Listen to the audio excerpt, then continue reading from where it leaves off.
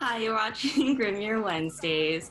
My name's Judy, and we're here with Dous from Listless and Angel, who DJs as Archangel and is the founder and organizer for Ice Cream Support Group, as well as a bunch of random events kind of all of the time, and is in the band BLVCKPUNX. So we're all in Richmond right now, but we're all in our different rooms, so it's kind of sweet having like a Richmond show.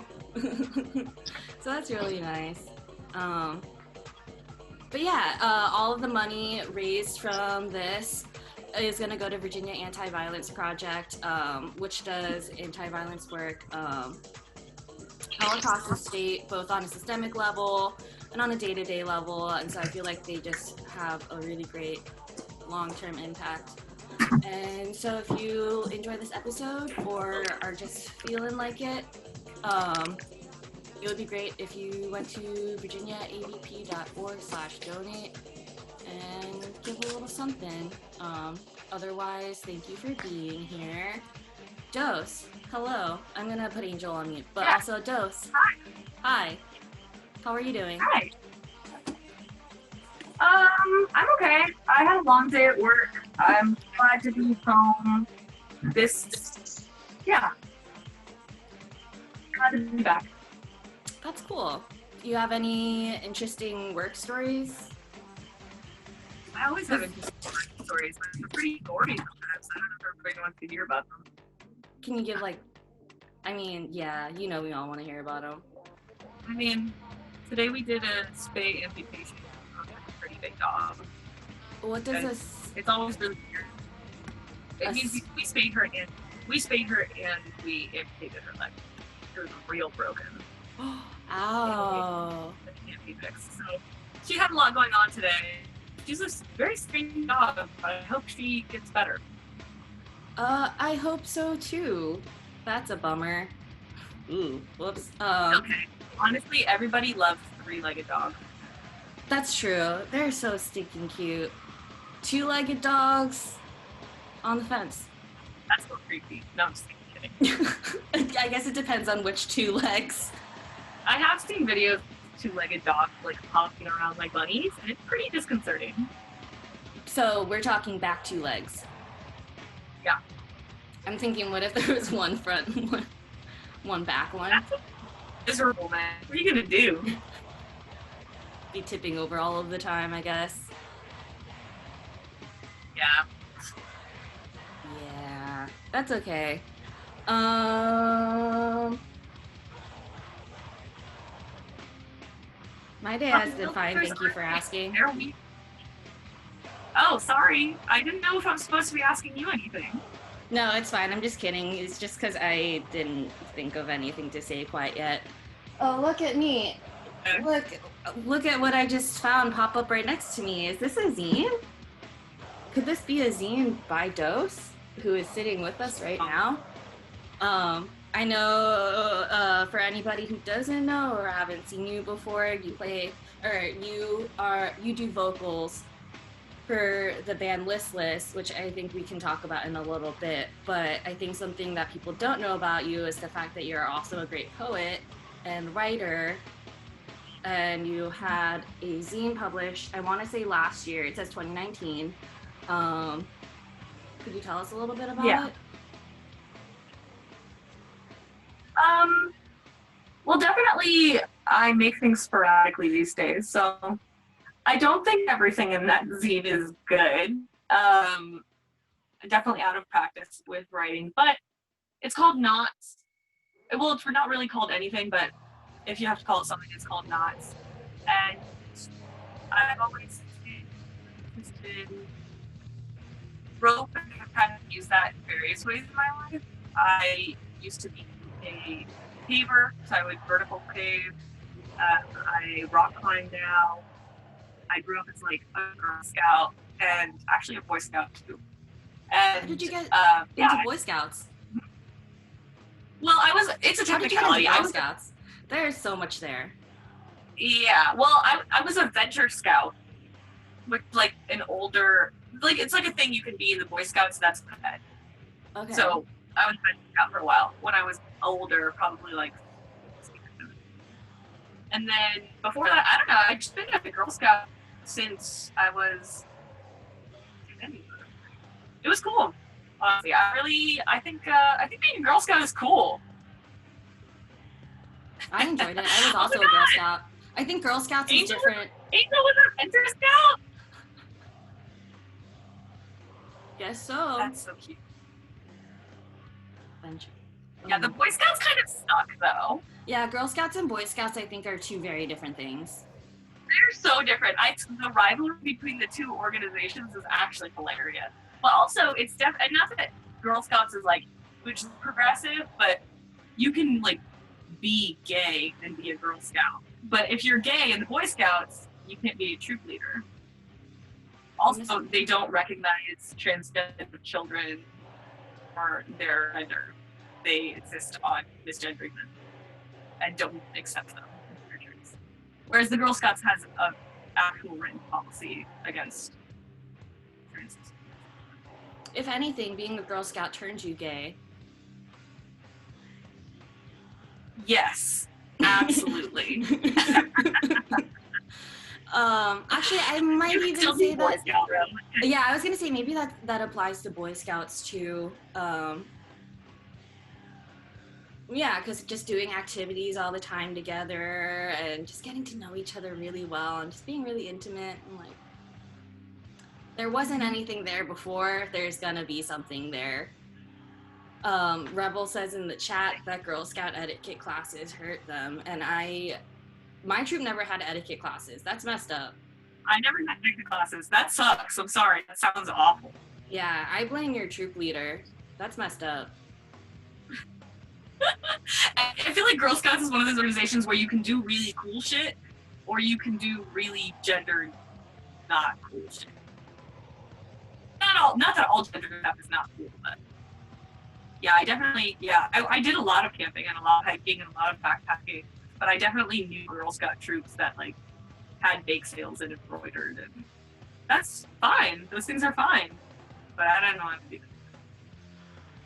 Yeah, I really enjoyed like crafting thing. I don't know. I mean, I guess I don't need to remember my Girl Scout days. I remember just being very competitive about wanting like badges. So it was less about the experience and more about how many badges I could get. So that was pretty fun for me. And it's just like out of nowhere they have like the sash time ceremony thing, and I'm just like, I got 5 badges because I had nothing else to do. I just did this by myself for fun, and I felt good. I lived. It's like getting a literal gold star. Well, you had to do things to get the badge, so it's not quite a participation trophy. That's true. But my mom is the type that I'd be like, "Can you sign this?" And she's like, "Yeah." Doesn't matter what. Just like, "Can you sign this?" She's like, "Sure." So, I mean, yeah, it's funny how different.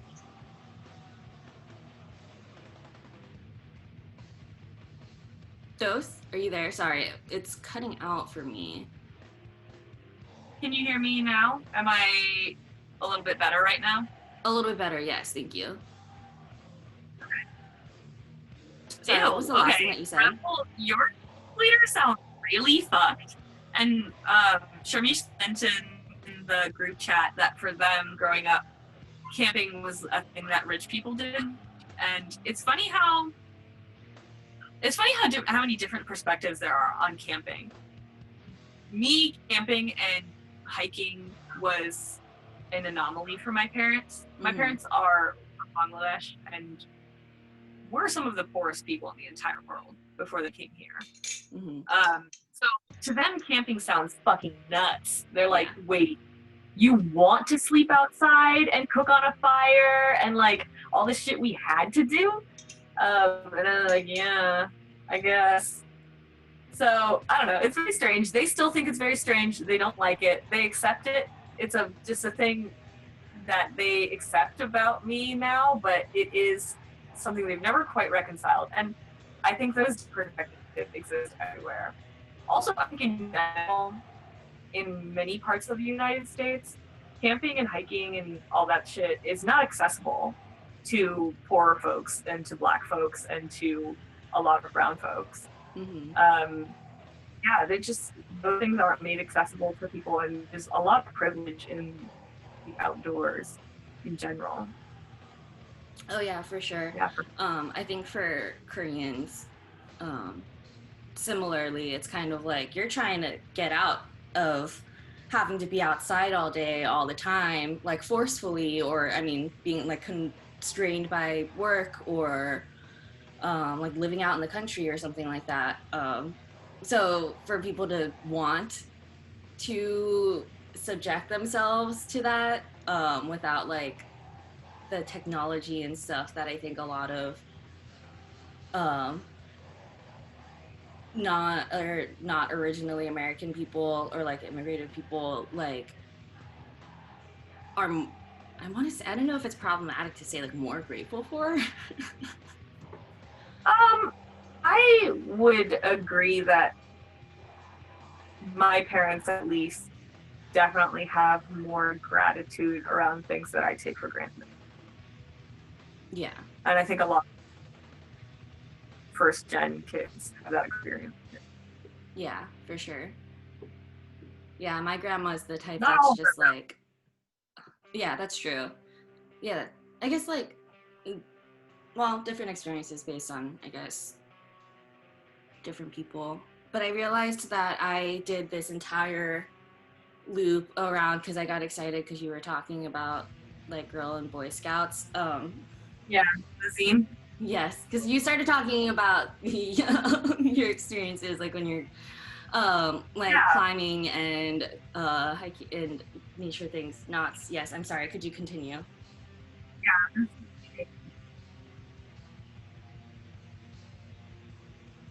Yeah, I was talking about climbing in the outdoors and then we got distracted, which is fine. But that zine is kind of prosy. It's short prose and very simply illustrated with a lot of different kinds of knots. And I think the knots are symbolic in a lot of ways.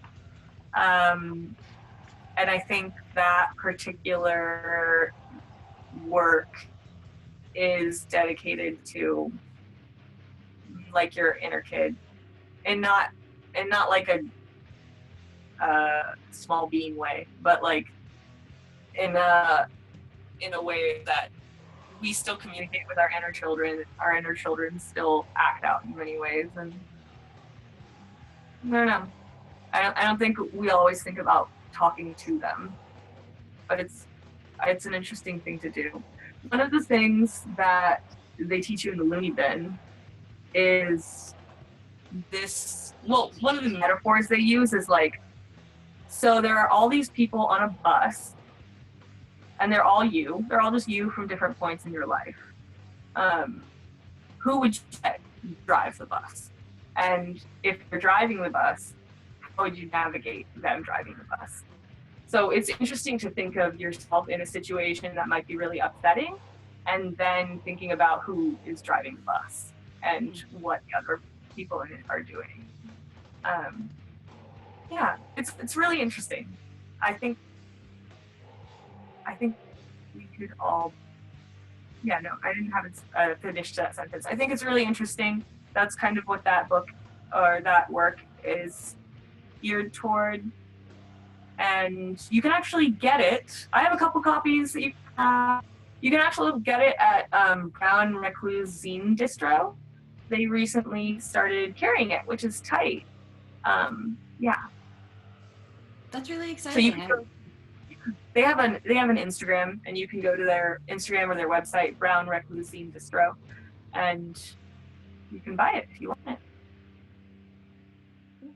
It's exciting that it's available not in multiple avenues. I'll make sure to get the link later, so if people want to, I'll just like remind people later. But it's really great. I think I appreciate you bringing up the idea of like talking to children, because if that makes that doesn't sound as eloquent as when you said it, but Okay, great. Yeah, because I remember when I was reading through it, a lot of I would say like the themes are being like fear and tenderness and um, I feel like vulnerability is or I guess like a general like yearning and seeking out for something, and so I think um, something that was interesting that popped out to me when I was reading it is that there were moments where I was just like, who is the reader supposed to be? Because I know that the author is directly addressing the reader, and then I'm thinking about like who I am as I'm reading it. Um, and I thought that was like a really interesting interaction because I think I forgot what it's called when you're directly talking to somebody first, not first person, second. I don't know if that's like an Second, actual thing. yeah, second. It's when you say like she, he, they. Yeah. I said, not you. Oh, so yeah, you're talking You know, from like first person. Yeah. Yeah, so anyway, so that's all to say that it's very comforting and sweet to be able to read it almost like letters to myself, but um yeah, so that kind of sweetness and tenderness is something that is valuable for kids, but then also like reading it as an adult, I think it adds another layer of being brought to your childhood and then also where you are now and then having those at the same time is really sweet. I'm trying to remember. There's actually one line that I thought. There's one oh my line. god, are you gonna read it? No, I mean, can You're I? embarrassing. No, I won't then. I won't. I won't. I won't. But there's Yeah, like really sweet okay. moments. I You mean, I think can, you it's like. fine. No, it's fine. I'm not gonna, cause I was just like, there's just like one line about like hands that I thought was really sweet about like holding somebody's hands, and I just thought that was so nice. There wasn't Yeah. really a question in that. Um, but yeah, again, I'll make that information or the information to find that available later. Um, do you find any parallels between when you're writing um, poetry and zines to when you're writing lyrics for Listless?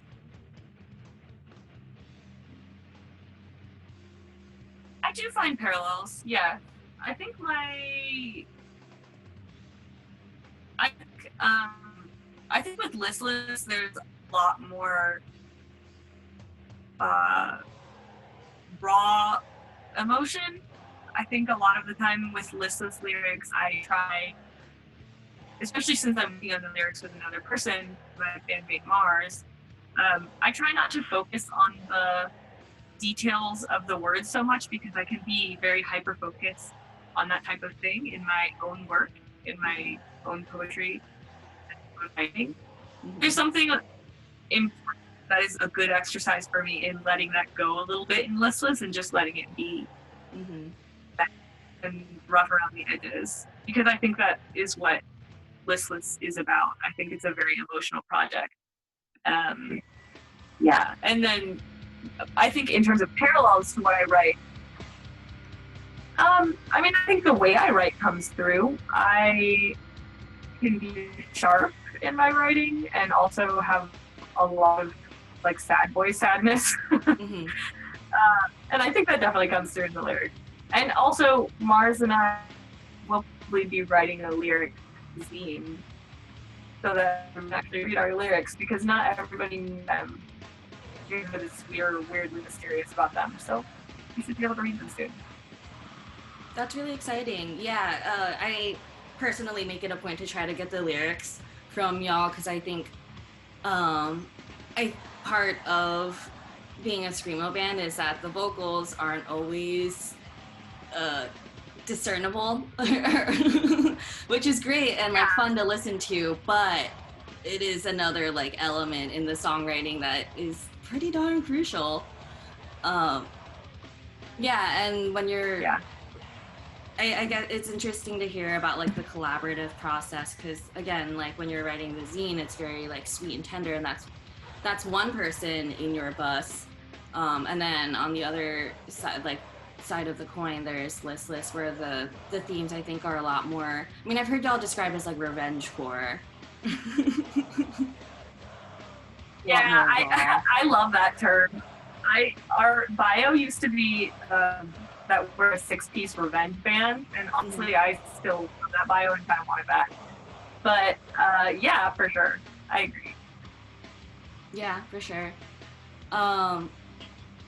So kind of to bring things back to like the general theme of Grimmier Wednesdays, how's it been having to adjust over the past couple months, not being able to play Listless shows? Oh, it's been bad. I think a lot of people are experiencing this, me included. Mm-hmm. I spent a lot of time, particularly in the past year, building and rebuilding the structure of my life. And part of that was Listless. Listless is what challenged my collaborative spirit to be better. Mm-hmm. Listless is where I could channel raw and messy emotion. Listless got me out of the house. It got me at band practice with people I love and at shows that are really amazing and some that aren't amazing, but were still cool experiences in some way. So Listless was a coping mechanism for me, and in many ways can't be right now. So that sucks. We are still in touch with each other. Some of us more than others, but we usually had band practice on Sundays, and now we have a Zoom chat on Sundays. So I mean, it's really cute to be able to tune in and see the faces of all the people that I love. Yeah, so we have that. We do still try to see each other. Mars and I are discussing this Lear zine, so that's a cool collaborative project that we can continue to work on. Yeah, it's exciting to hear that y'all are still able to adjust or still able to work on things and adjust the ways that y'all collaborate with each other. I'm really excited about a lyric scene and just like having the visuals to go along with the recorded music that already exists. It's gonna be like a nice, like well-rounded experience, I think. What kinds of things do you see for the future? Yeah. What kinds of things do you see for the future coming up for Listless? And I do realize asking that I think the future is so precarious and it's hard to predict, but I'm guess, I don't know, what do you envision or dreamscape or want?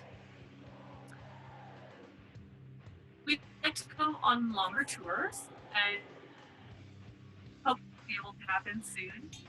I really love touring with Soul Glow, who are an amazing band from Philly that you should look up. They're very cool. Touring with them is really great. They're amazing people, and I'd love to do that more. Touring is really fun. I think all of us enjoy touring. It's just like being sugar high children for 10 days or however long your tour is.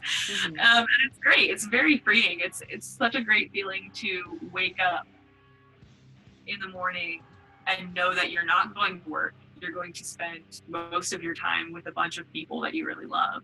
And like, I needed to take time on my own during the tour for sure, but tour is great, and I envision more of that in the future. And maybe an international tour would be really amazing. And I think it could happen. Oh, I 100% believe it could happen. Yeah. Although it struck a chord with me when you said that you don't have to work, because I think touring is 24/7 work. So it makes sense that you would need to take breaks from just being around people all the time, but also being in like listless mode. What kinds of stuff do you do actually when you're on tour to do that? I mean, Listless is like herding cats for sure. We cannot move. We cannot drive anywhere until noon earliest. People have to wake up. They have to smoke weed. They have to smoke cigs. They have to drink coffee, and then we can drive. So that's the beginning of every single one of our tour days. That's the beginning of every single one of my days. What? That's the beginning of every single one of my days. Every day. Just in general. I'm straight edge. So in a lot of ways, I am the downer in the band. I didn't say anything.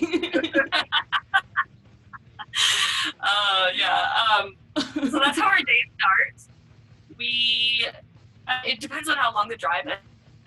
During the drive, we take pretty frequent stops because I need to pee all the time, and so do a lot of people in our band, actually. But frequent stops are nice. For me, they're like pee breaks. For other people, they're sick breaks.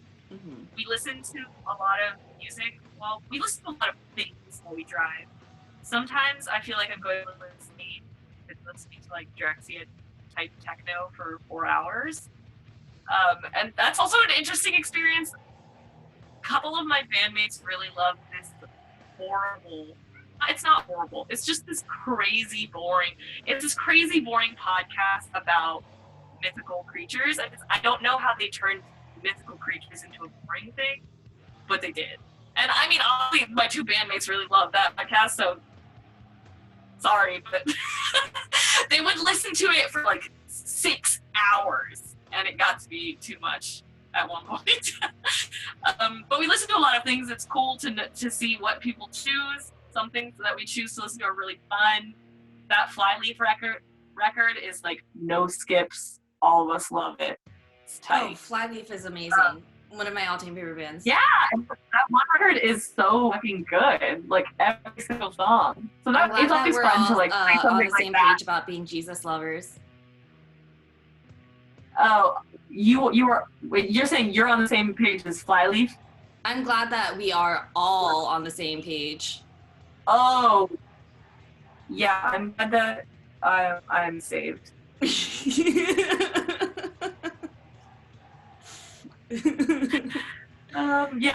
we do that while we're driving. We have to eat at some point. So we spend a fair amount of time thinking about food. Two of my bandmates, most of us eat vegan, vegetarian-ish, and some of our bandmates have pretty particular diets.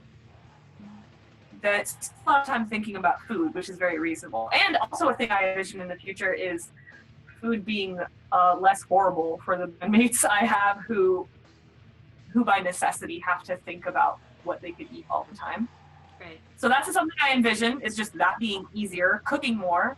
Mm-hmm. Cooking on rules means you spend less money in general, and sometimes the food is better, depends. I want to write more songs. I want to record more things.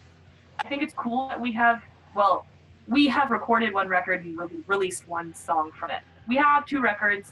The second one will be released soon. It's being released with Amygdala. They're also a really tight band. It's a split. But I want to record more things and I want to write more things. I think it's interesting. It's interesting to think of the things we have created, because part of me is like, man, this isn't enough. But then another part of me is like, that's a really stupid judgment to make. It is enough. It's really amazing, but I want to make more. Yeah. I mean, I don't think there's ever enough. Yeah. So it makes sense, but it's also exciting, the craving to just be able to create and then enjoy all the things that you've put together. Yeah, for sure. I really look forward to hearing new recordings. Sorry, what were you saying? Thanks. Oh no, I was just thinking about more things I envisioned.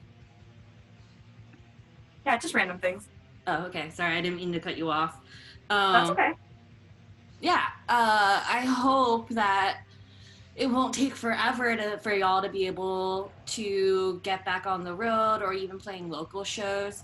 And I am also looking forward to hearing the full Listless Amygdala split. I'm not sure when that's coming out either, but I want to say sometime within the next year or two.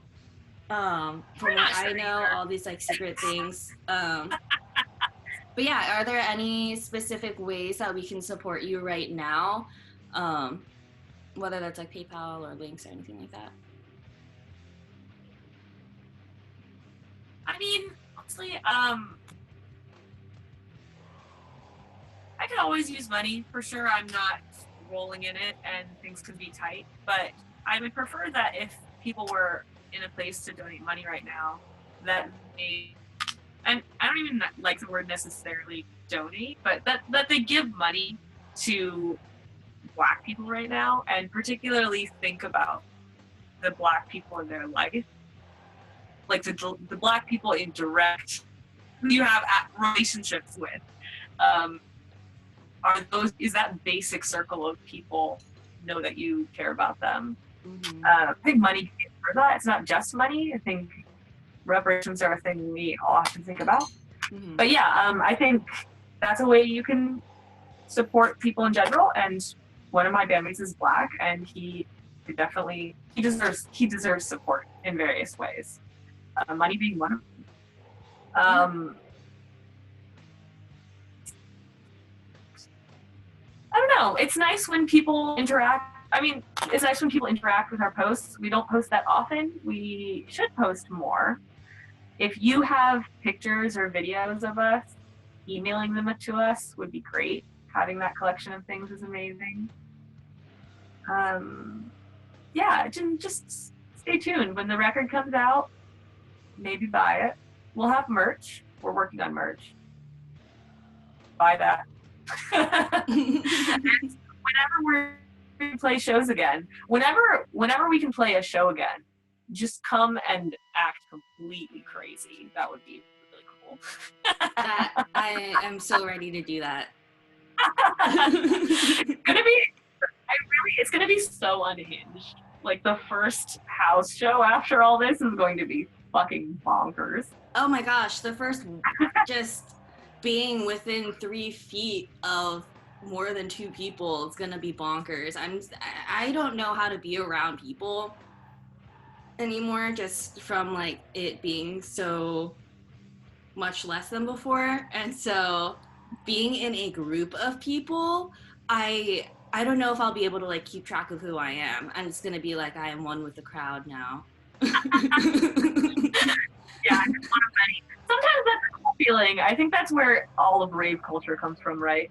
I'm also looking forward to hugging my friends, Rebel. Oh, a lot. Yeah. Very excited to dance. I feel like Listless is very dancey music, honestly. It's catchy. I like that word. I like that. I like making catchy music. I like music that people could potentially sing along to, or Mm-hmm. that has a rhythm that is familiar to them. Making catchy music is cool.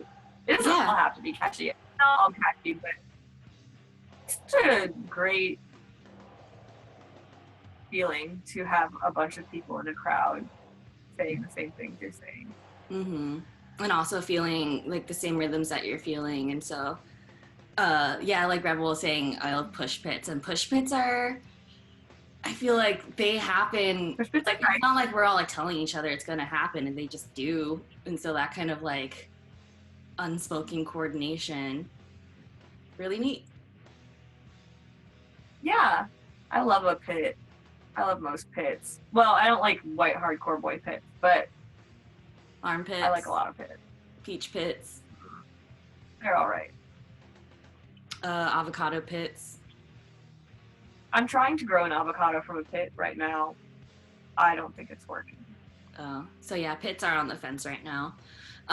Is there anything else that you wanted to add before we kind of flip things over to the DJ side of things? No, it's really nice talking to you all. I appreciate the little comments throughout. They're really nice. If this stuff is interesting to you, definitely tell your friends about it. Grimier Wednesdays will continue to be a thing, and it's a really cool way for artists to stay active and visible with everything going on. It's also a nice distraction. Like, it's not to talk about something else for any amount of time. And this is cool. I appreciate the structured way we can speak to each other, somewhat structured. We can speak to each other about anything else. So it's a nice break. It's a nice respite. Yeah, it's really, I am also grateful for all these conversations about just people's personalities and interests, because I definitely for a while forgot that I had those things too. So yeah, we're still able to, Do that. yeah, share time together. And thank you so much for talking with us and sharing your experiences and being someone who is excited about going into the wilderness, because you are one of the brave few. I don't think um, that's true. I okay, know a lot of outdoorsy dyky people. okay, yeah, but overall in like the human population, no. Okay, I won't even get into that because we're gonna end up talking about camping again, and I just feel like that was kind of like a hot button It's issue for actually, everybody. yeah, that could be a whole conversation in and of itself. Oh yeah, for sure. Like books, literature, movies. Like there's so much about. So I'll retract. And again, thank you, Dous, from Listless and writer of zines, and other interesting internet work, saver of animals' lives, and just an all-around great person to know. You're watching Grimnir Wednesdays. My name's Judy, and this is a collaborative effort with Grimalkin Records and Rumblepak, who's paying all the artists on the show. But if you feel so inclined, slash, if you are able to, slash, if you can bug somebody that you know to, please, please, please donate to Virginia Anti-Violence Project, which has a lot of great work around Virginia, specifically in queer and LGBT communities, particularly communities of color. And so I think going along with what Dose was saying about how to support the Black people in your life, donating to Virginia Anti-Violence Project is one way. So yeah, thank you again. I'm gonna transition over casually over from Dose over Okay, to bye. Angel. Bye, Dose. Thank you. I'm trying to start the video for Angel. There we go. Well, you can stare at me for a while longer. I mean, if you want, you can. Um, I'm sorry, I was about to say you Hi. can leave. Well, I don't know how to leave. Oh, okay. I Well, think you have to make me leave. fine, I'll make you leave. That's Dose from Yeah, Listless. kick me out.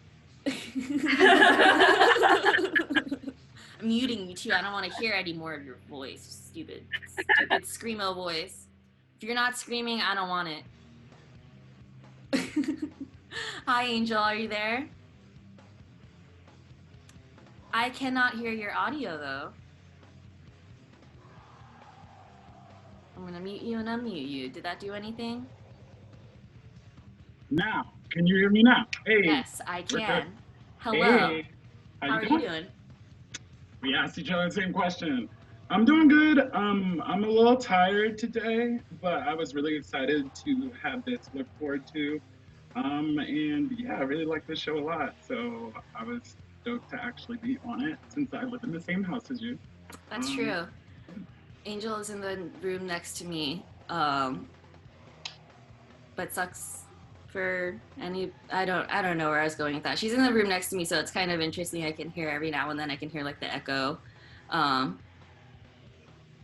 yeah, so anytime she laughs, I can hear it like a second before. I was thinking about that. I tried to laugh quietly because I was like, oh no, the echo, but I was like weak. So. That's fine. That happens. I'm gonna take a quick break from talking and let Angel take over with a, I want to say mix. Yeah, I'm gonna be doing a 20-minute mix for y'all, and that's what I'll be doing. So I want to do a thing where we test to see if the sound is like too loud or something. But I think it should be good with the settings I have.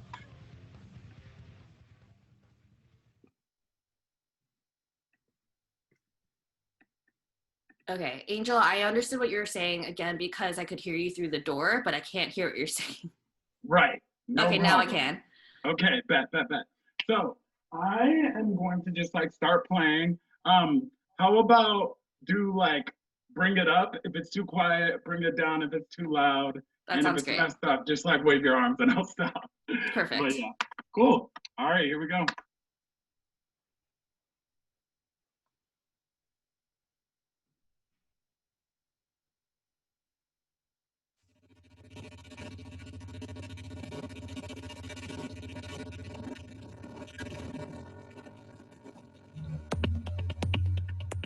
Cool. This is Archangel on Grim Year Wednesdays.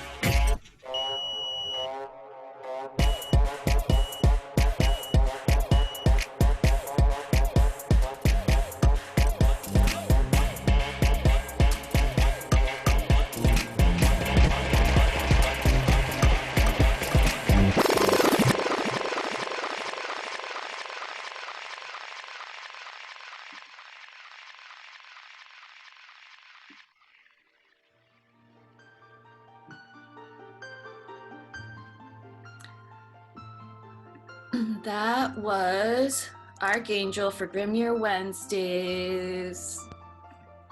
Yay, that was so good. Hello? Okay, wait. You can hear me. Good. Yes, I can hear you now.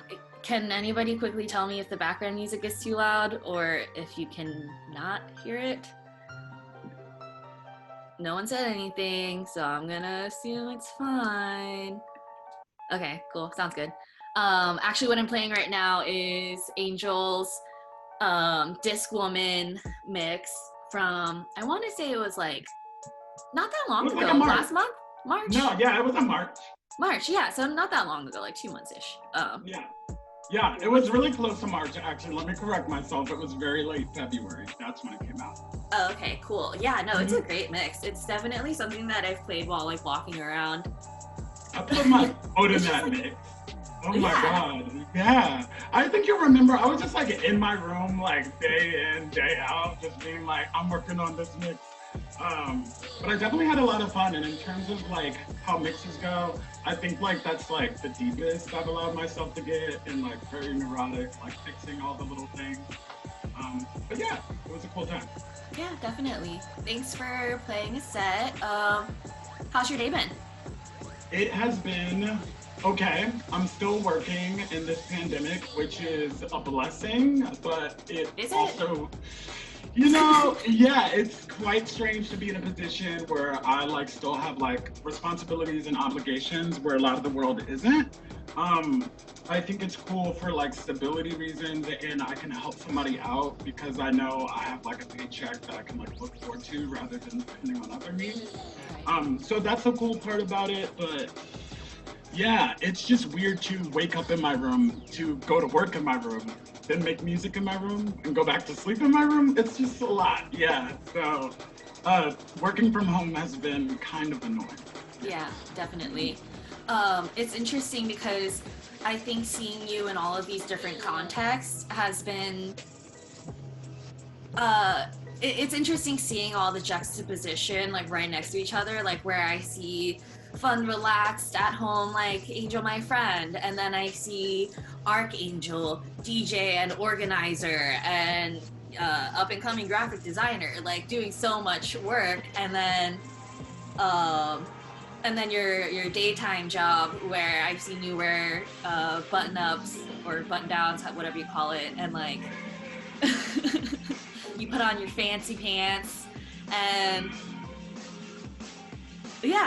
so seeing all of those different sides of you, but all in the same like living area. How has that been? I know that's like my experience seeing you, but how has that been doing everything from home?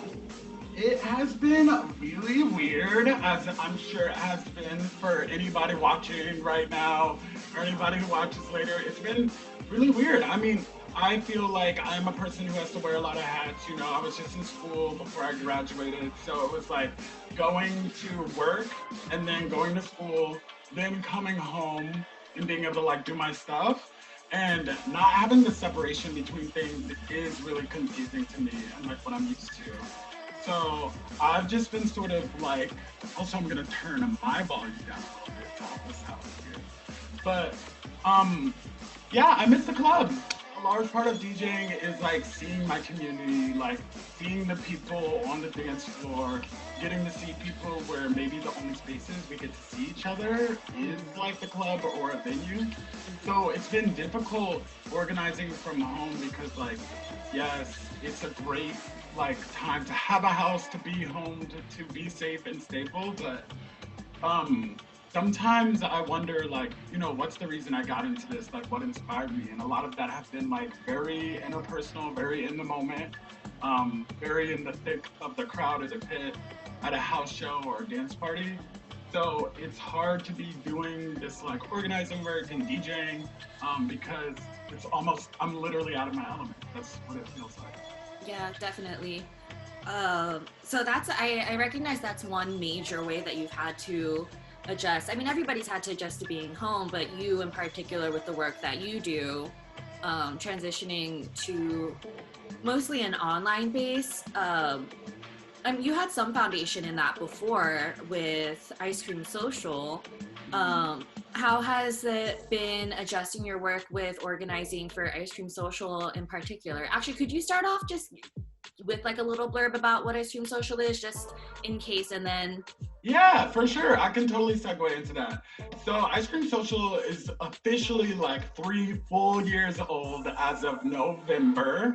There was a little gray area where it's like, is it a thing? No, it's a thing. But yeah, our first show was almost 3 years ago, which is like really crazy. But basically, the Ice Cream Social, I wanted to found a queer and trans-centered dance party in Richmond, Virginia, where anybody was invited, but the people that would be prioritized are like Black, queer, and trans people, and queer and trans people of color as well. Because we were tired of going to the venues, one, not hearing good music, and good music is subjective. So I was like, I need a big range of people who can play like a lot of different stuff to cater to different parts of the crowd, because we're a diverse community. A lot of us listen to different kinds of music. So I was tired of being bored at the club. I was tired of being like microaggressed or macroaggressed at the club and feeling like there was no one to talk to or like no accountability. So that's why we decided to make the Ice Cream Social. And I didn't even DJ the first couple ones. I was just really behind curation. I was really behind like making a space for people like us. Um, so I just was behind that sort of vibe. And then as I kept going to my own parties, I was like, wait, I want to do that too. So the Ice Cream Social is the first time I actually DJ'd. And it's just been a thing from there. Ice Cream Social used to have a year-long residency. So like every month at Flora, which is now Poor Boys, it rebranded and reopened up. And since then, we have sort of been like playing shows in different DIY spaces and venues intermittently. You joined Ice Cream Social around this time, when we were playing a lot of Space Litter and some new shows at Poor Boys, which used to be Flora. So that's sort of like from then to now. We mostly organize through Instagram. So at Ice Cream Social Party, one word on Instagram if you're not already following us. But oh, hi mom! I saw my mom in the chat. Just had to shout her out. Love you. Um, but yeah, so the Ice Cream Social, as I was saying before, now we have more of a focus on fundraising because I feel like that's a huge backbone of our community. Dance parties started out as things like rent parties, people like throwing actual parties in their apartment to make sure people could like pay their rent. So the house venue space could actually stay open. So I like for that to inspire like what I do with my Ice Cream Social to make sure people can have fun, but also like tangibly benefit off of like the actual fun stuff. Yeah, that's the Ice Cream Social. Right now you had asked like how I've been transitioning that work during quarantine and stuff. And um, I've just been asking for a lot of help, honestly.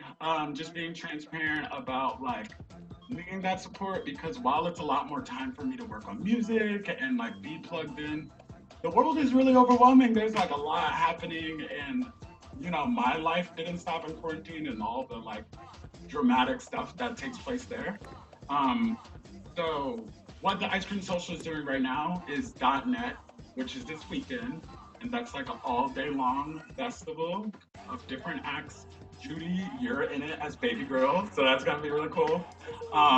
But yeah, all the money is going to the Nations Foundation and also Richmond Service Workers Web. There we go. I always say it wrong.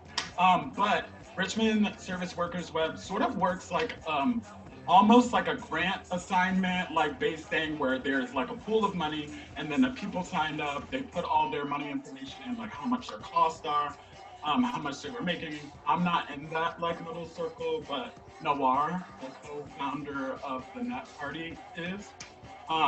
So she was handling stuff with the Richmond Workers Web. I sort of set up communications with Nations Foundation. And Nations Foundations is an LGBTQ centered group that gives people access to HIV testing and sexual protection or anything of that line, information and testing on STIs. And they're still open during this pandemic. They're taking appointments. And I was like, that's really important that we have a group like that during these rough times, and they deserve financial support. So that's what the Ice Cream Social is doing right now. And if you want to log on to the net, make sure you look us up at Ice Cream Social Party on Instagram, one word. You can find all the posters and everybody's tagged there. There's going to be 10 DJs and 4 live acts in total. So it's like crazy. It's going to like 1.5. But yeah. Yeah, so thank you for sharing about Ice Cream Social and .net happening this Saturday. Facebook says it's starting at noon until 12:30, but I have a feeling it's gonna go way past that, which is fun. That's gonna be my entire day on Saturday. It's gonna be great. Like, that's my plans. As long as I make sure I like plan out what I'm gonna eat, and like that's my entire day. I'm very excited about it. I'm glad that you brought up the idea that Ice Cream Social has always been centered on mutual aid, and how parties have always they've originated from just trying to survive with like the resources that you have. Do you think that DJing more consistently on an online format as opposed to like a live setting, do you think that has affected your goals or your perspectives on your work? Most definitely, because I feel like personally for me, there's been times where DJing has like paid for more things in my life and like less things, but I've sort of had like a rotating like pile of jobs or like professions that I'm doing to make it. But I know a lot of people who are really affected because like DJing was their entire career, because like that's what they do.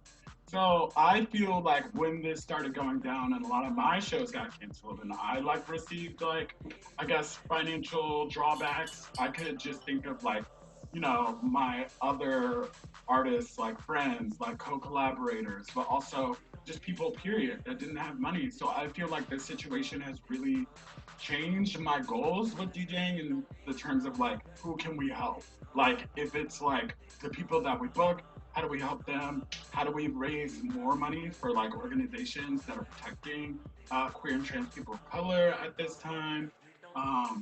Because I feel like it's going to be an ongoing developing crisis, and it's going to have more repercussions than just people getting sick and facing complications. We're talking about like, how will this like virus impact how, you know, racism and like police and government violence like enter our lives through like control through those things.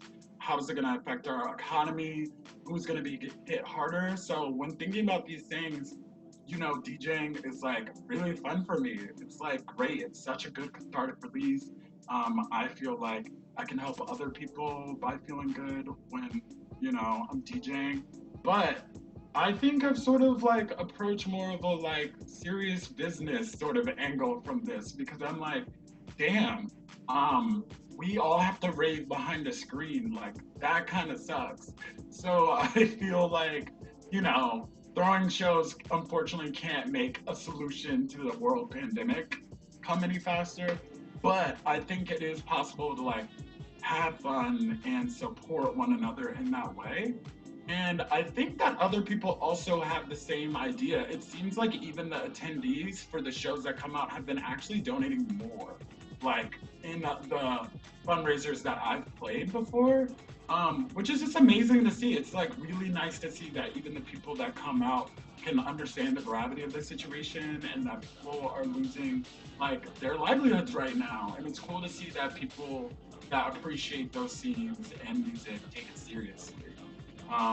So yeah, to answer your question in short, I think it's just like rerouted my directive to like, how do I get money in people's hands? How do I get money in people's pockets?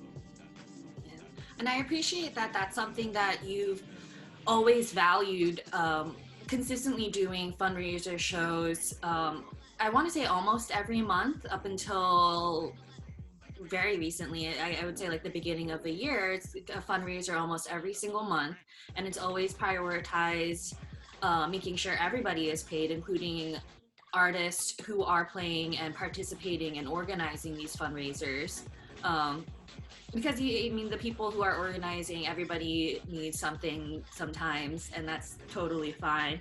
And I appreciate that you brought up the people coming together more and more in light of what's happening right now, I think it made me think of how urgently we think of these resources being needed. Because again, you were already working on mutual aid. You were already trying to make sure that funds were distributed and people had the resources that they need.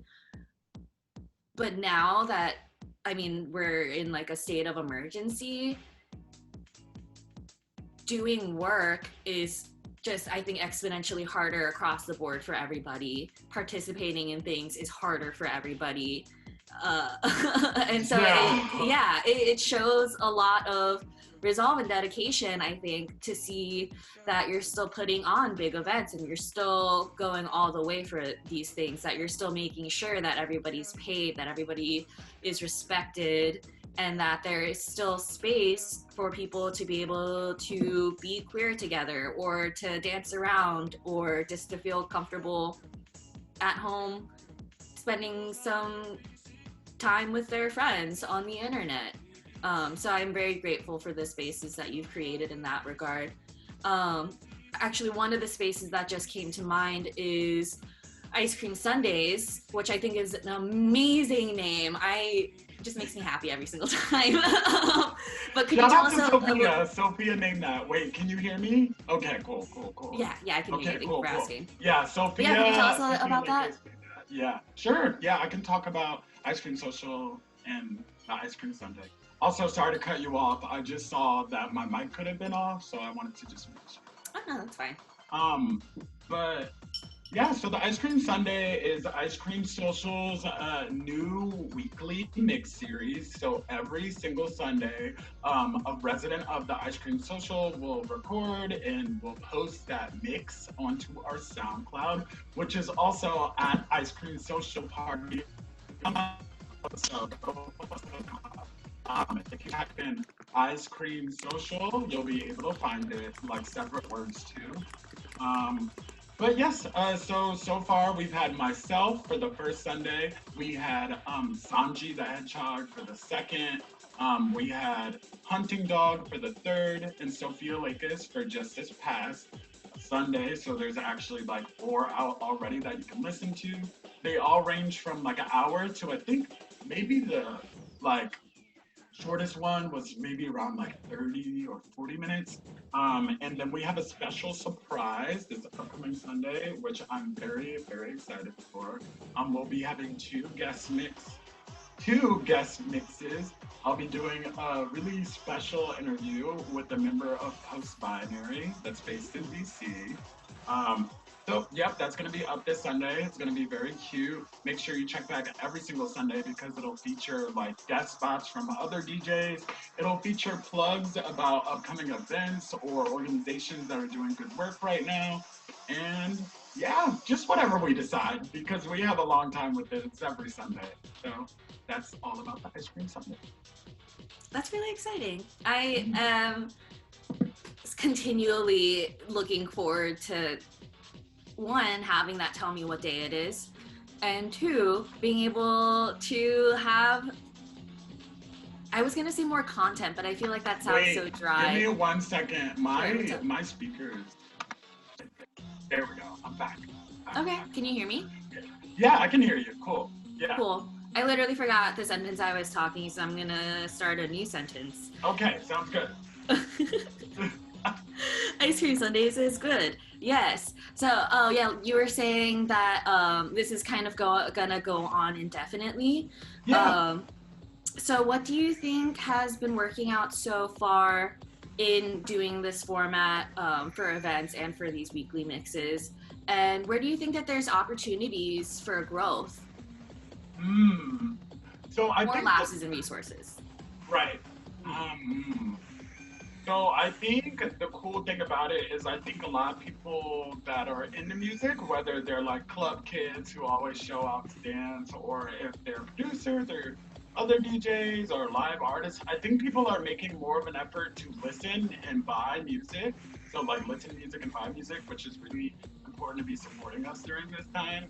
So I think the cool thing about the Ice Cream Social is I've seen like some engagement with the Ice Cream Sunday in particular and the mixes that we've done, because really we've been really big like live presence, like going on East Coast tour, like playing all around Richmond, but there did come a point when I was like, okay, we need to be engaging with our SoundCloud more because that's like an archive of our stuff that anybody can listen to. And so I didn't expect it to like pop up immediately. I was like, okay, it needs time to build.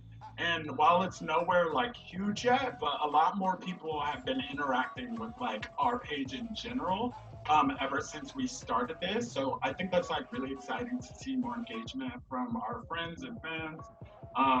In terms of like future opportunities, I think honestly what's here to stay after this crisis is like the fact that the internet can bring us closer if we can't like physically be there.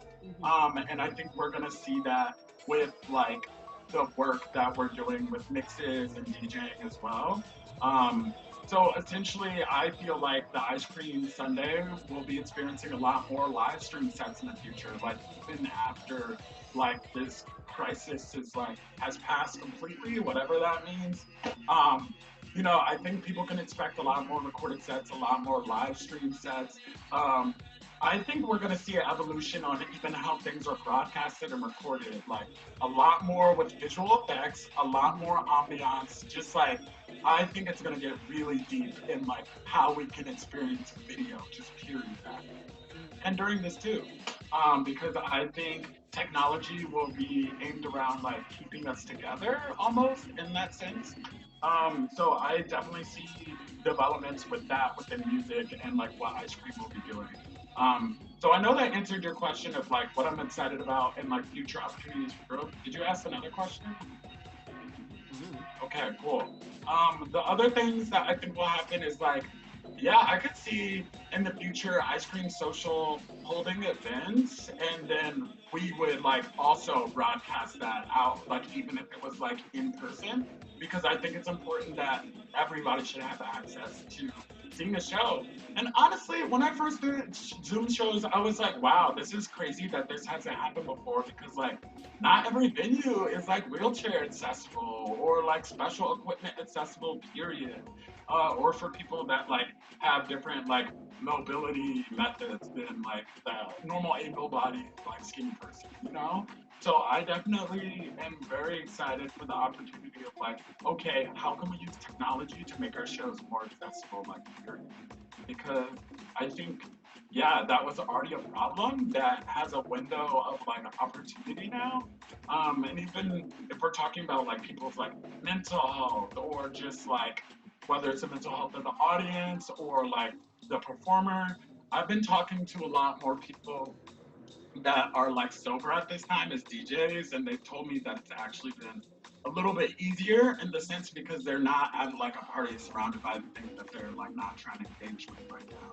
So I'm excited for the future of growth in music in the positive ways, in the sense that like this is a really big area for like opportunity and access for people to have like available to them.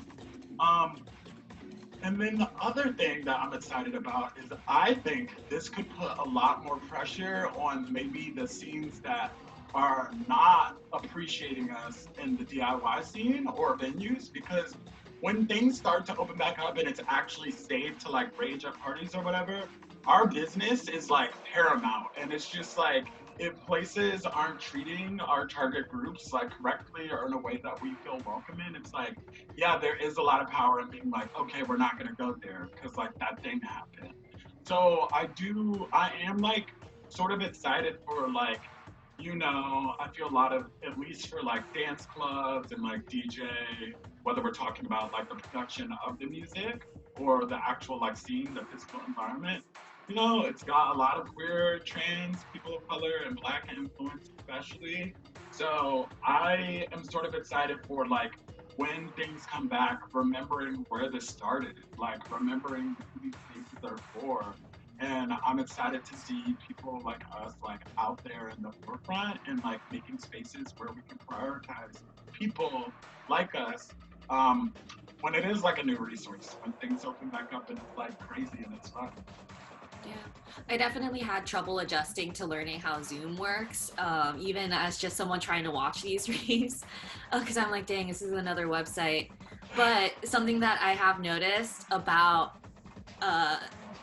transitioning over to just the frequent online shows is that it is a more intimate contact between the artist and the audience.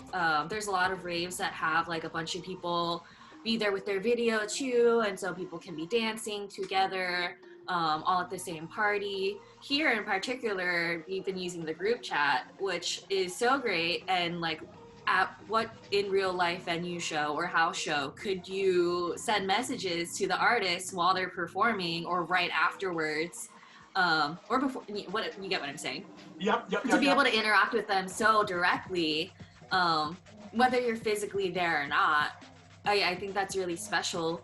And I'm glad that you're engaging folks and thinking about the different ways that people can access these kinds of events and these social gatherings in a greater sense than just we are bodies sweating on each other at a bar.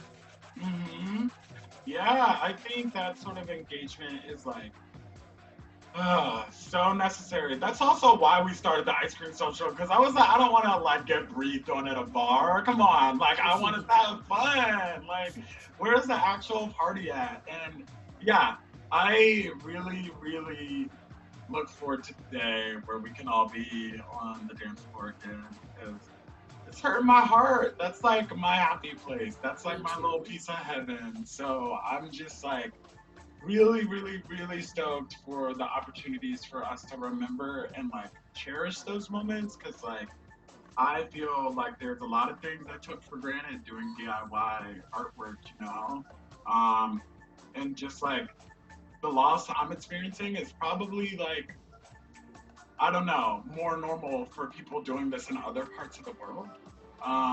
So it's definitely a huge eye opener, and I'm looking forward to ways that we can like all do better at including each other and helping each other out, and also shaking our butt on the dance floor.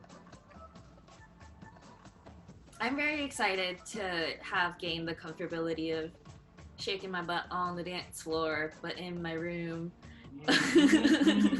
Oh yeah, I'm just gonna be like a gremlin when like it's all good and we can like be around. I'm gonna be like, hey, I think I'm about to act up because like I haven't been around people in a really long time. So I'm gonna say something really out of pocket, like call me in, like I don't know. I won't be able to because I'm gonna be there too. I'm gonna be like, I don't think anybody will know how to act, but at least we won't know how to act together. Yeah. It's gonna be okay. God help us all. It's gonna be really messy, but like we're all gonna. Like, it's gonna be so messy. I am very, very grateful for Ice Cream Social now. I mean, over the years, it's been really special having those live events moments, and especially seeing a room full of queer people of color dancing and having fun and being joyful. I mean, it's important at any given time, but I think particularly now being able to, like you said, preserve those kinds of scenes and those kinds of events is really important. And yeah, has a sense of urgency that we've never had before. And yes, especially now. And like, that's the thing. I am sad because I know the club is, you know, a place for a lot of people to like be themselves and to like escape. And like the way I got into DJing was literally like going up and down the East Coast, like going to all these different parties, and literally like everyone, I would just have the moment on the dance floor where I'm like, this is amazing. Like, I feel so safe here. I feel great. I feel like validated. Like, I could be dancing completely by myself, but I'm like having the time of my life. And I just knew after I had those moments like over and over again as an audience member, I was like, I want to try to create that little space for like other people too. And it hurts because I have gotten like text after like my set or just like an ice cream social about somebody else's set where people have been like, hey, like I met my partner at the ice cream social. Somebody hit me up like, yo, I came out after I went to the ice cream social. Like I thought I was straight, like, you know, and I realized I'm not. My other friend met her partner too. I met like a couple of my last partners at like dance parties here, and it's just like, I think such a lovely space for like self-growth and connections with other people. And I know people miss that right now, myself included, obviously. So I also hope that these Zoom parties can bring a little comfort to those people who like thrive off of that release and thrive off of this like togetherness, camaraderie, fun, whatever you want to call it. Um, but if there is one thing that I'm really, really super happy about is that I think Zoom can kind of give us a halfway there. Yeah, definitely. I think as we see how the pandemic reports develop over time, we'll see how dance parties and other social gatherings will change over time. So it's really exciting and to be able to talk to you about how that's affected you. Is there any particular ways that we can support you right now? Sure.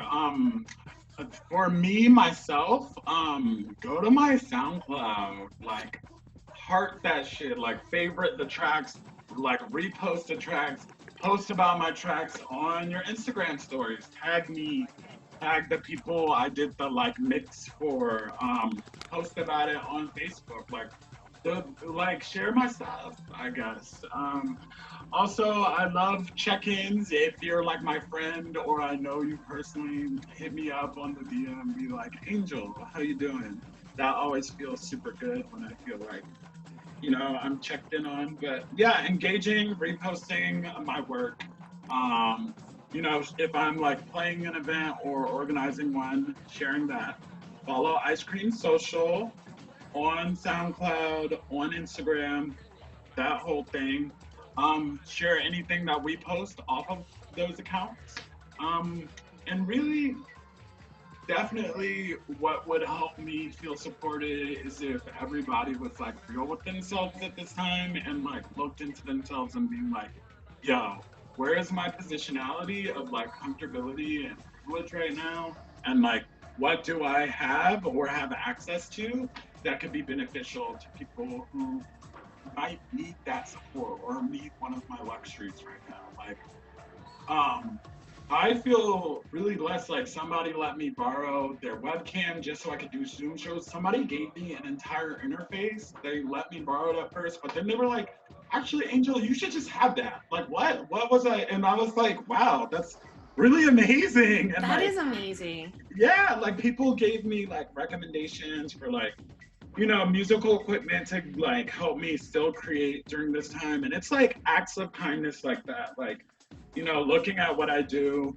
and these people were like, oh, I know about this or I have access to this. Like, I can just give it to her. Somebody else hit me up talking about another webcam. And then this person was like, I know you've already been doing stuff with the webcam, but I heard you were just borrowing it. And if there's anybody else in ice cream that needs a webcam during this time, they can use it too. So it's literally just having that like thought of when you have something or when you see something being like, how can Ice Cream Social benefit from this? How could Angel benefit off this? Or insert anybody else who's like a Black queer trans person out here just trying their best, Yeah. Thank you for sharing all of that. I'll make sure to repost the links in either the Facebook group or Facebook event page across the board and so on and so forth. Thank you so much, Angel, for being on Grimalkin Wednesdays and for sharing about Ice Cream Social, about what's been happening lately. I just wanted to repeat that on Saturday is .net all day from noon to just whenever you fall asleep, really. It's going late. Period. Yeah, late. Yeah, so that's your Saturday plans. And then Sundays, every Sunday there's going to be a new Ice Cream Sundays mix. So there's lots to look forward to. Once again, my name is Judy. This is Grimalkin Wednesdays. This is every Wednesday at 7:30 p.m. here on Zoom. All the money that is raised from these shows are going to go to Virginia Anti-Violence Project. So if you feel so inclined, please go directly to their website and donate there, or in the Zoom group chat, I put my payment information as well if you'd just like to do a group donation.